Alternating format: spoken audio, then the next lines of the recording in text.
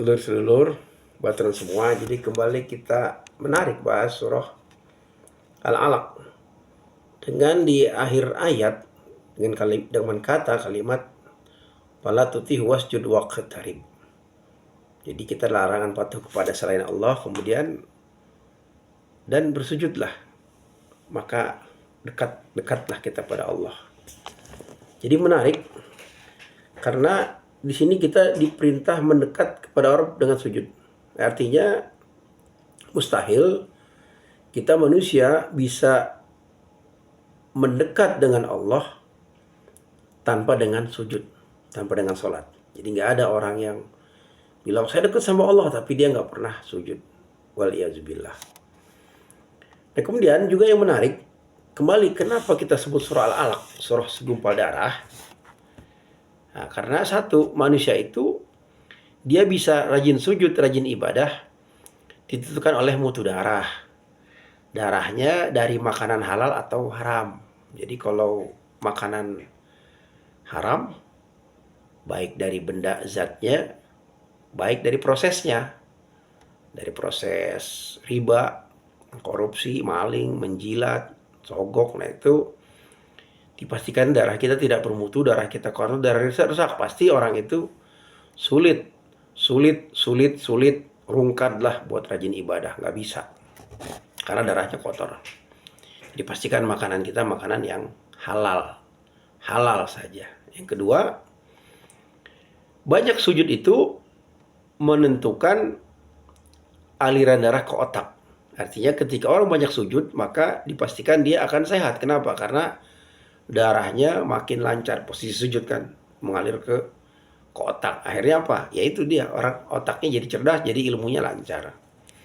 Kemudian segumpal darah itu mengingatkan kita dari mana? Dari setetes nutfah yang hina. Jadi kita nggak boleh arogan, nggak boleh sombong. Yang keempat, kata ulama Nusantara nih ya, para ahli tafsir Nusantara, diantaranya Profesor Buya Hamka, Profesor Muhammad Yunus, Profesor Teguh Muhammad Asbi As-Sidiki, kemudian juga Ustadz Ahmad Hasan, rahimahumullah ta'ala rahmatul abror. Semoga Allah angkat derajat mereka.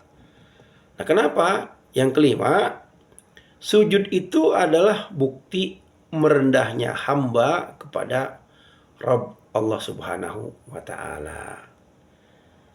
Nah, kemudian yang kelima, sujud itu juga bisa mengarahkan kita kepada akhlak yang tawadu. Jadi artinya orang yang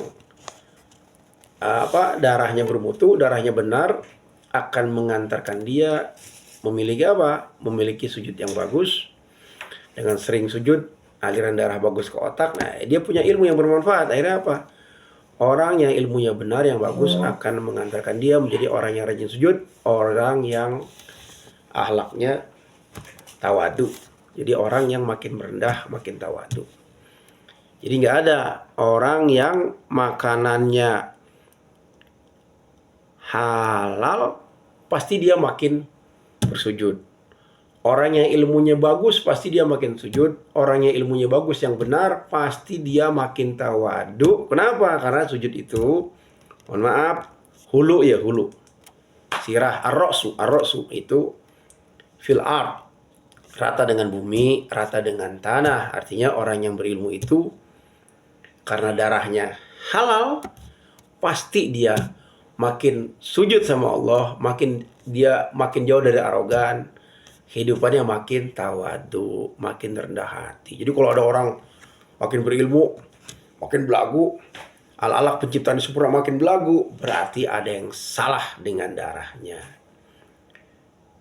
Dia ibadah tapi makin arogan sama orang, nganggap remeh, humtun nas, rendahkan manusia, berarti ada yang salah dengan darahnya, ada yang salah dengan ibadahnya, ada yang salah dengan ilmunya. Kenapa?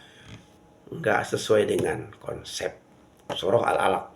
Ayat terakhir, kala la tutihu wasjud waqtarib. Pastikan penciptaan kita baik, darah kita halal karena makanan halal, bukan dari benda makhluk-makhluk yang haram, bukan dari proses goror, tips sana tips ini, tipu sana tips ini, korupsi, maling, menjilat, KKN, apalagi bohong.